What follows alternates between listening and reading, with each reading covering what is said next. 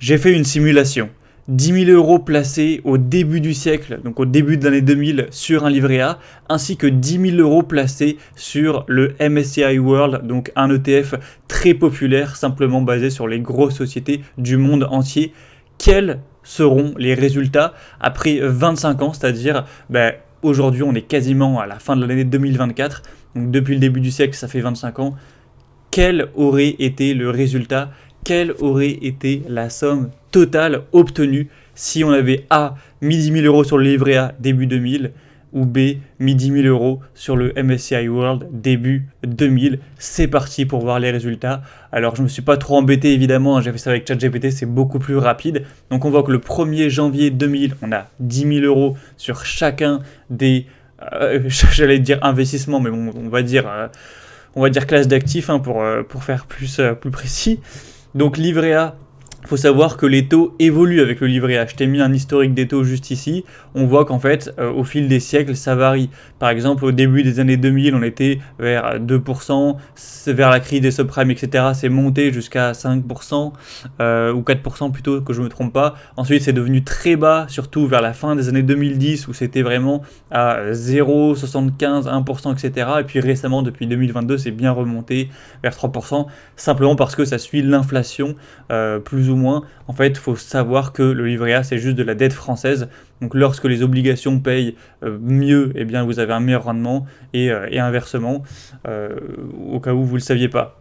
Et pour le MSCI World, eh bien, on a eu une performance beaucoup plus disproportionnée en fonction du temps. Des fois, il y a eu des hausses qui vont être de 30% sur une année. Des fois, il y a eu des cracks forcément sur 25 ans où on a perdu 20% sur l'année. Donc là, ça a été beaucoup plus volatile. Mais ce qui compte, c'est quand même le résultat à la fin et on va voir tout ça. Donc au 1er janvier, 10 000 € sur chaque actif. En 2001, le livret A s'en sort vainqueur puisque on a augmenté de 2%, alors qu'il y a eu le crack de l'année 2000, tu t'en doutes bien, sur la bulle des valeurs technologiques. Donc on est tombé de presque 10% sur l'année, donc on était à seulement 9 100 € sur le MSCI World. En 2002, ça continue la catastrophe, 10 531 € pour le livret A, puisqu'on a nos 2% annuels qui sont garantis, qui se cumulent. 7 600 € sur le MSCI World, puisque faut savoir qu'en 2022, la bourse américaine, qui constitue une très grosse partie du MSCI World, à l'heure où j'enregistre, ça fait combien, 72% tout de même, eh bien ça a continué à baisser en fait. Donc on est tombé à 7 600 €, donc une bonne baisse, et là le livret A est totalement gagnant. Ensuite en 2003, donc 10 800 € sur le livret A, toujours 2-3% annuels qui font augmenter le capital, et là on tombe à 6 100 € pour l'ETF, le MSCI World. Donc voilà, tu t'es peut-être dit, allez c'est sûr, l'ETF il va tout défoncer, etc. C'est ridicule le livret A. À long terme, tu te douteras que c'est évidemment le cas, mais à court terme, en tout cas sur cette période du 21e siècle, c'est pas du tout le cas, puisqu'on a déjà perdu presque 40% en 3 ans sur la MSCI World, alors qu'on a gagné 8% environ sur le livret A. Donc pour l'instant, c'est pas du tout gagné. 2004, 11 000 versus 8 000. Donc là, on a la bourse qui a commencé à remonter en 2004 avec quand même une belle hausse, et puis qui en fait a continué à monter quasiment tous les ans jusqu'à, tu t'en doutes bien, la crise de 2008. C'est monté à 8 000, à 9 000, à 9 700, à 11 600, donc encore une forte hausse, même jusqu'à 12 700 pour le début de l'année 2008, où là le livret A, lui, a continué à monter tranquillement de quelques pourcents, donc on est monté à 11 000, puis à 11 300, 11 500, 11 800, 12 000.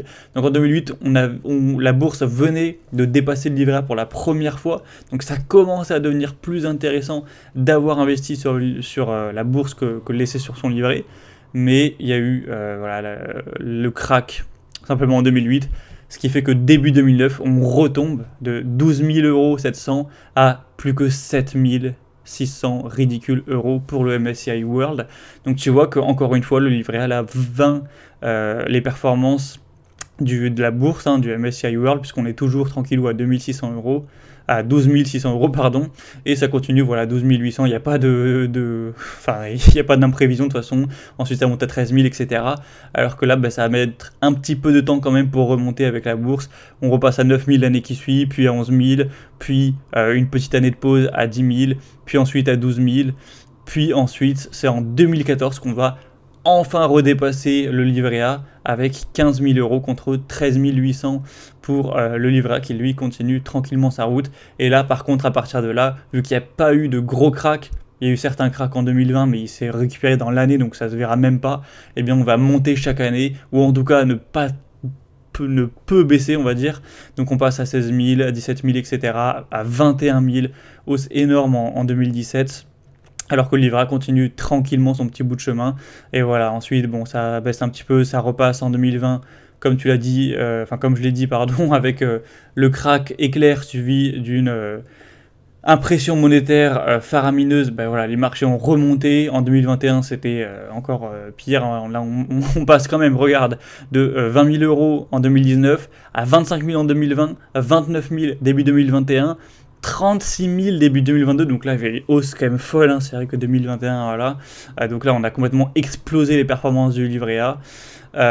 Et puis ensuite, bah voilà, il y a une petite baisse en 2022, puis encore une hausse. Et là on en est donc, en tout cas début 2024, ça comprend pas l'année en cours, à 35 640 euros pour quelqu'un qui aurait mis 10 000 euros sur le MSCI World il y a environ 25 ans ou 24 ans, pour 15 411 euros sur le livret A, donc soit une hausse de 50%, contre une hausse de 250% environ pour l'investissement MSCI World, donc ça fait simplement 5 fois plus d'argent à la fin. Donc certes, il y a eu une grosse volatilité, il faut savoir qu'on a quand même mis, au bout de la 13e année, on était encore derrière, voilà, pendant 13 ans, la personne qui n'aurait pas investi, qui aurait mis sur le livret A, il aurait pu se dire, bon au final j'ai rien perdu à pas mettre en bourse, c'est très bien, et effectivement c'est totalement vrai. Au bout de seulement 14 ans, on est gagnant avec la bourse, mais par contre, quand on voit sur une période encore plus longue de 25 ans, il y a vraiment un x5 qui a été fait sur l'investissement, 50% gagné contre 250%. Donc d'un côté, on multiplie son argent par 3,5, ce qui est quand même pas mal, hein, même en 25 ans, voilà. Là, c'est une assez petite somme, donc on se dit que c'est peut-être pas si impressionnant que ça. Si tu balances 1 million d'euros, que 25 ans sans avoir rien fait, tu reviens qu'il y a 3,5 millions, c'est quand même plutôt correct. Alors qu'avec le livret A, on a juste eu une hausse de 50%, donc on a fait fois 1,5 sur son argent seulement en 25 ans, ce qui revient plus ou moins, j'imagine, à peu près à l'inflation, donc ce qui au final n'est pas réellement un gain. Donc je trouvais que c'était intéressant de faire ce petit parallèle, surtout sur cette période du 21e siècle, où en fait la bourse a très mal performé au début du siècle, hein, puisqu'on a eu un crack ici, donc voilà, 2001, 2002, 2003, c'était pas terrible, ça remonte un peu, puis un gros crack immense en 2008, et du coup après ça remonte un petit peu, et voilà, au final ça met 13 ans à avoir quelque chose qui est juste plat, hein, qui pour juste récupérer l'argent perdu. Donc je souhaitais faire ce comparatif, je trouve ça assez intéressant, et si tu veux voir la courbe, du coup on a le livret A qui est hyper régulier, voilà, donc avec les rendements, ça fait comme ça, voilà, de manière totalement linéaire, c'est vraiment une courbe, linéaire, alors que la bourse, ça ressemble un petit peu plus, même si ça n'en est pas une, à une exponentielle, où voilà, ça part un peu plus doucement, etc., mais vu que les intérêts sont plus importants et se cumulent, eh bien ça part comme ça, voilà, presque comme une exponentielle, et du coup je te raconte même pas la différence qu'on aurait si on avait fait sur 50 ans ou sur 75 ans d'investissement, où là tu aurais une courbe qui serait tout là-haut, on pourra même pas la voir par rapport au livret A qui serait pas beaucoup plus haut, hein, puisque c'est pas un rendement qui est très important.